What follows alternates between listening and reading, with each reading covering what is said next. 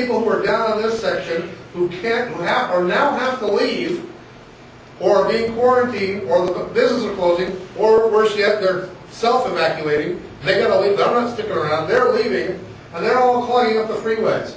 So if you worked in El Segundo, you can't go west. You're going to have to go north.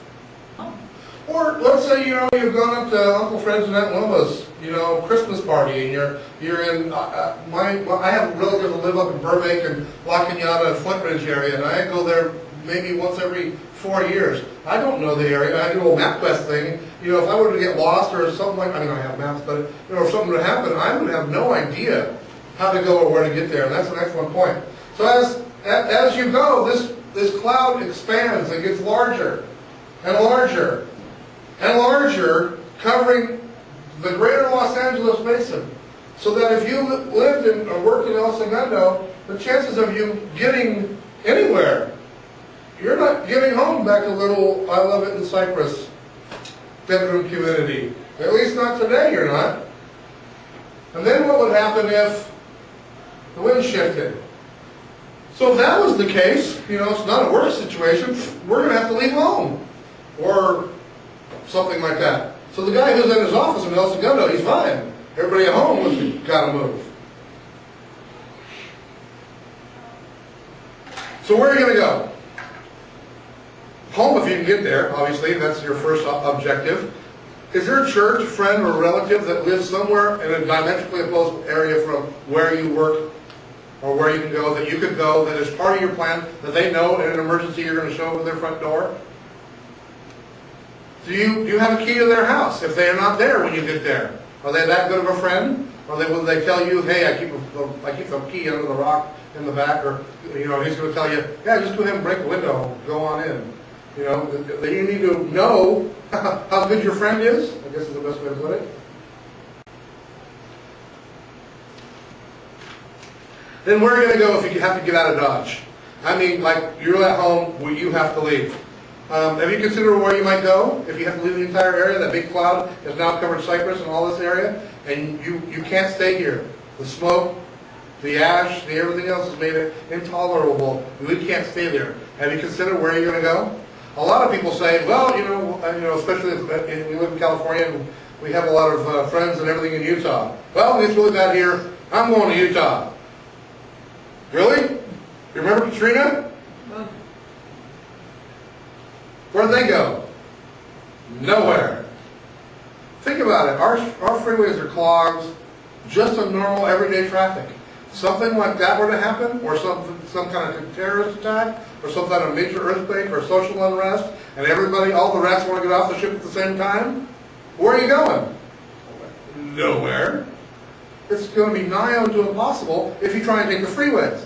Like Malia said, if you have a back route, do you know how to get to Utah from here to Utah without going on freeways on the 15? Do you know? I do. Did it once. By accident. Not by purpose.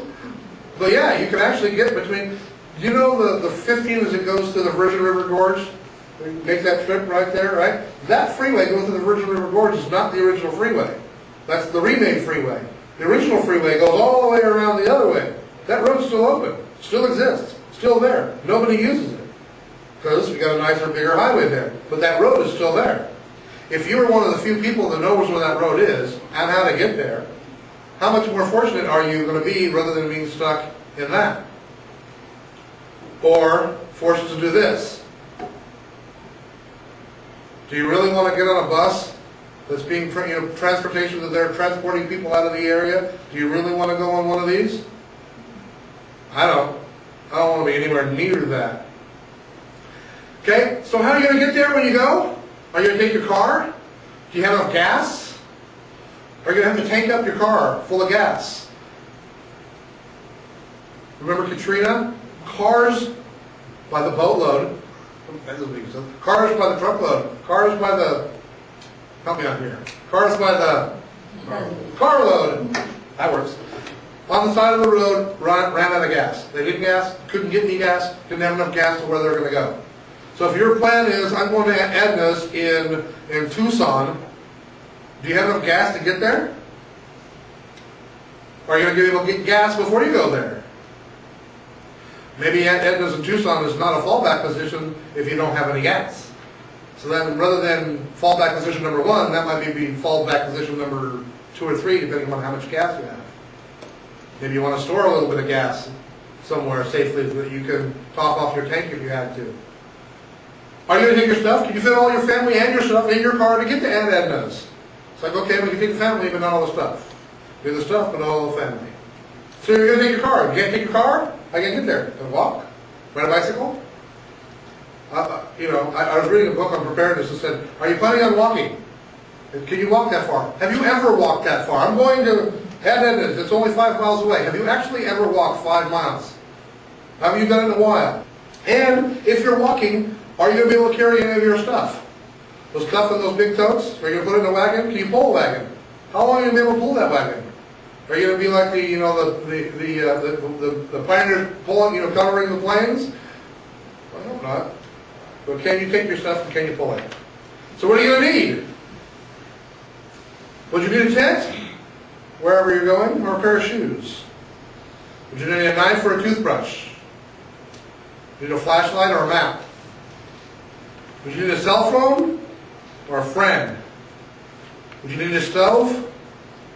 Or would you need a first aid kit? Would you need a handout? Or would you need a hug? When you're planning your escape routes and where you're going to go, make those plans.